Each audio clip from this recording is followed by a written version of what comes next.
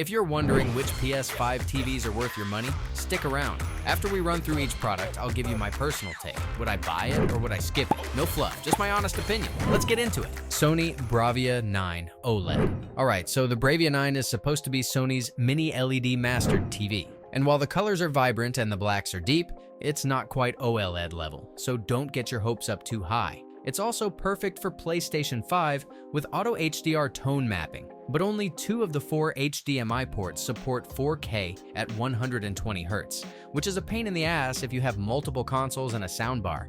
Would I buy it? Maybe. The picture quality is great, but the limited HDMI 2.1 ports and higher price tag make it a tough sell. Samsung S90D. This TV boasts incredibly low input lag and a 144Hz refresh rate, making it a great choice for gamers.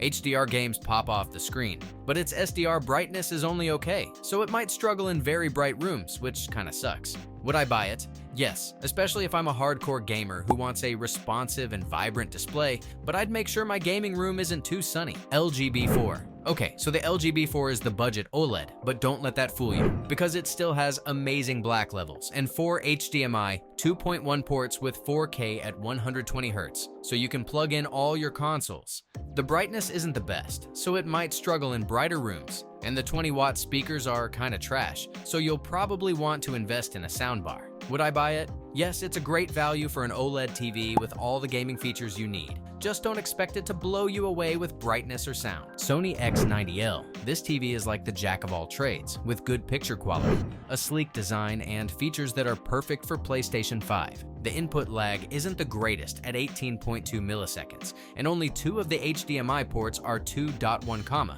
which is a bummer. Would I buy it? Maybe. It's a solid mid-range option, but if you're a hardcore gamer or audiophile, you might want to look elsewhere. Sony A95L. This TV is like that one friend who's good at everything, visuals look amazing, features are modernized and easy to access, and gaming is fun on this. It's bright enough to handle both dark and bright rooms, making it versatile like a Swiss Army knife. But watch out for the purple tint it gets when exposed to light, and the blacks can look gray in a bright room. Kinda like when you leave your black clothes in the sun for too long. Would I buy it? Yes, because it's like having a mini film set in my living room. LG G5 OLED. This TV is the king of brightness, making everything pop like fireworks on the 4th of July. It's fantastic for gaming with a 165Hz refresh rate, which is smooth as butter. However, the built-in speakers are nothing to write home about. You will probably need a soundbar. Also, the remote is starting to feel a bit outdated, like using a flip phone in 2025. Would I buy it?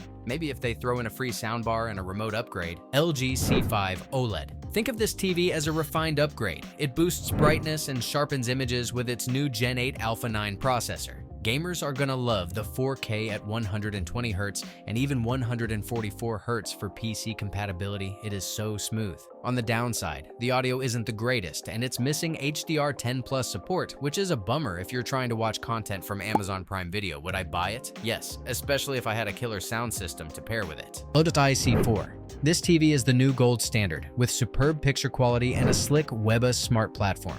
It's got a strong gaming feature set, including 4 HDMI 2.1 ports, so you are totally set.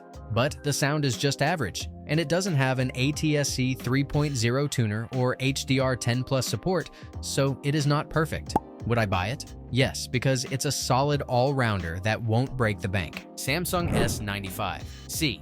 This TV is Samsung's second attempt at an OLED, and I've gotta say, they're not screwing around, especially with the QD-OLED display, which gives you inky blacks with a whole new level of brightness and vibrancy. It's a gaming beast with 4 HDMI 2.1 ports and a 144Hz refresh rate for PC gaming, making other TVs look like they're stuck in the Stone Age. But like your X, it's got no Dolby Vision, and the built-in audio is just average. Would I buy it? Maybe, if I wanted to flex on my friends with the latest tech, but I'd need a soundbar to complete the experience. TCL Q6. Okay, so the TCL Q6 is like that budget-friendly option that tries to punch above its weight, and you can get it in a massive 98-inch size, which is cool if you want a budget alternative to a projector. It's got Dolby Vision and a 120Hz refresh rate, which sounds great, but the pre-calibration color accuracy is tragic, so colors might look a bit off until you fix it. Also, don't invite too many friends over for movie night because the viewing angle is subpar and your buddies on the sides will think you bought a fake TV.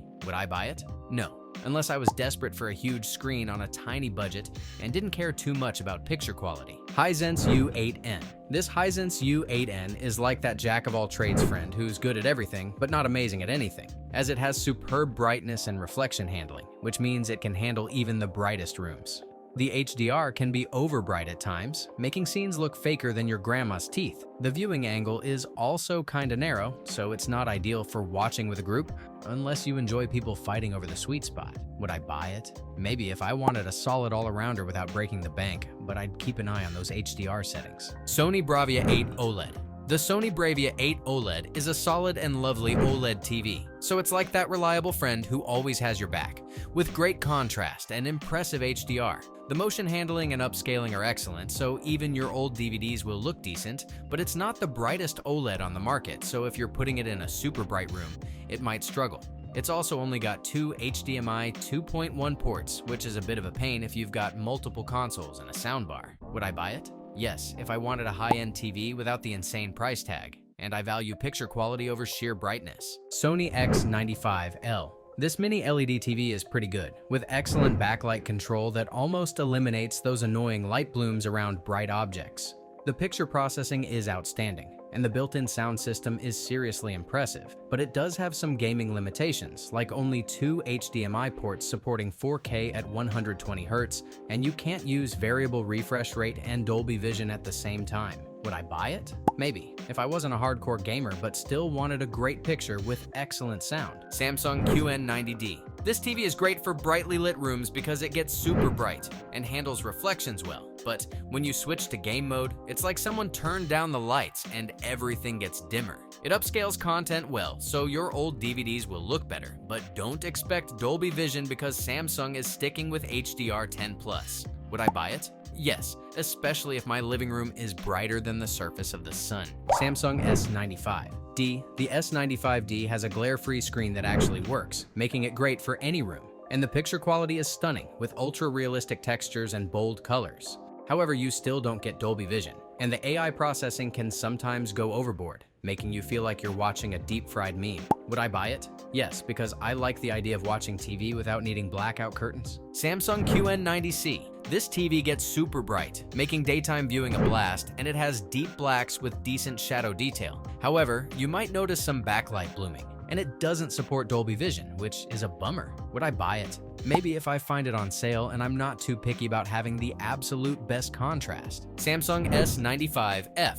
Alright, so I got my hands on the Samsung S95F, and let me tell you, the picture quality is bonkers. Like, I can't believe this is real life. Bonkers. The colors are so vibrant. It's like my eyeballs are attending a rave. And with a 165Hz refresh rate, PC gamers are going to experience incredibly smooth motion clarity. But if you're someone who likes to crank up the brightness, be warned that really bright light can cause some grayness to creep into dark pictures. Would I buy it? Maybe. It's got some serious strengths, but the lighting issues are a concern. LG G4. Moving on to the LG G4, this TV is like the overachiever of the group, earning the title of one of the best OLED TVs with its second-generation MLA, micro lens array tech, that improves on all the areas. The colors are glorious, and the black levels are perfect for impactful images in darker rooms, making your PS5 games look absolutely stunning. The built-in sound could use some work, so you might want to invest in a soundbar for the full experience. Would I buy it?